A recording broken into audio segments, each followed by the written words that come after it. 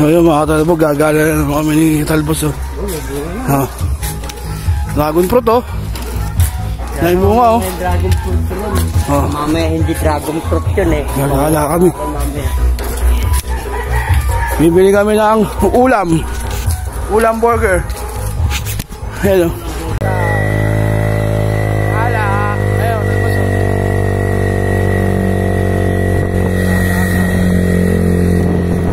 Gagala, bibili ng isda. Isda. Kami bibili ng isda. Isda ulam namin ngayon.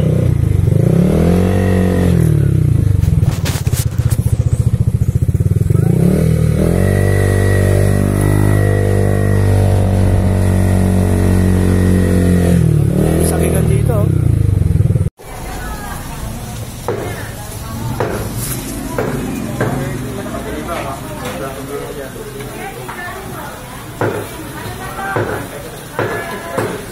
So yun mga katalbog, nakabili nga kami ng 1 kilong ulo ng salmon.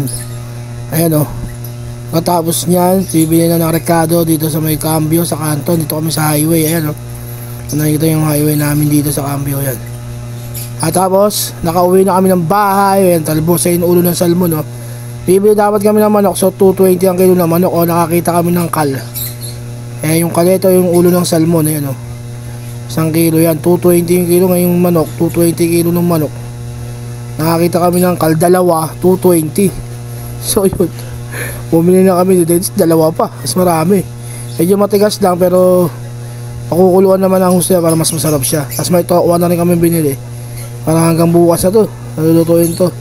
So ngayon, gagayak na natin to at mamaya lang hiwa na to. Isang ispatan lang, siguradong chop na yan. Ayan, lulutuin natin tong mga ulam natin for lunch. At mamayang hapunan to isa, pakukuluan na rin natin tong manok.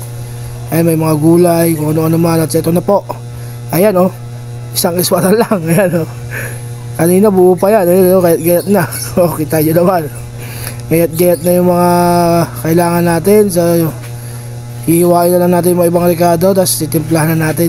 Una natin lutuin tong sinigang ng ulo ng salmon. Ayan po ang una natin lulutuin.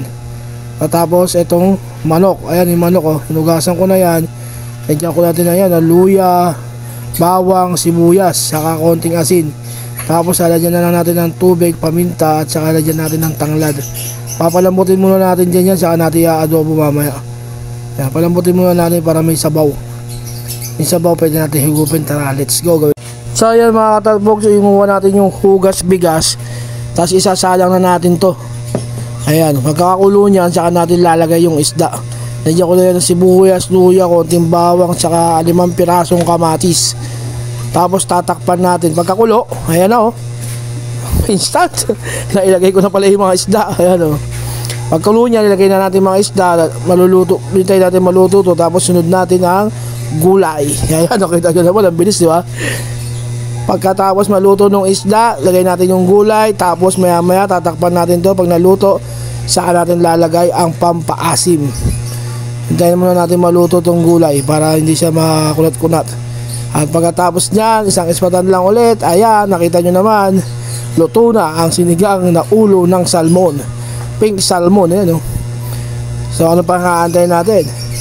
Pibiray na natin to. Kaya mga katalbog, engka na! So ayan mga katalbog, luto na oh. Sinigang na ulo ng salmon. Ayan.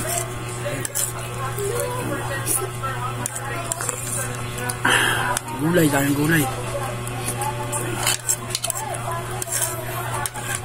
Ang sausawan na sabaw niya na may asin sa siling demonyo.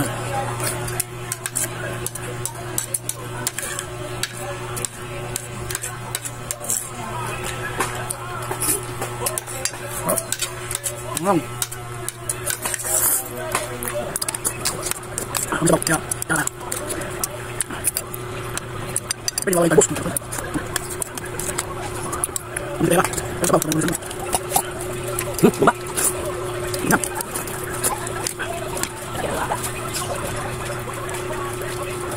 Tingnan lang yan. Tingnan lang.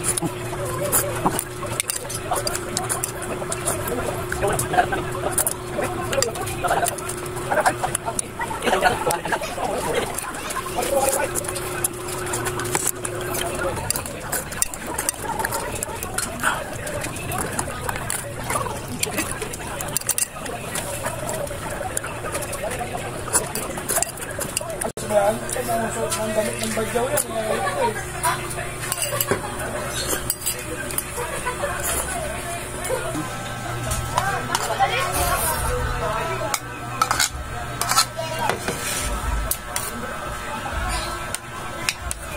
Round 2 tayo, round 2. Sarap eh.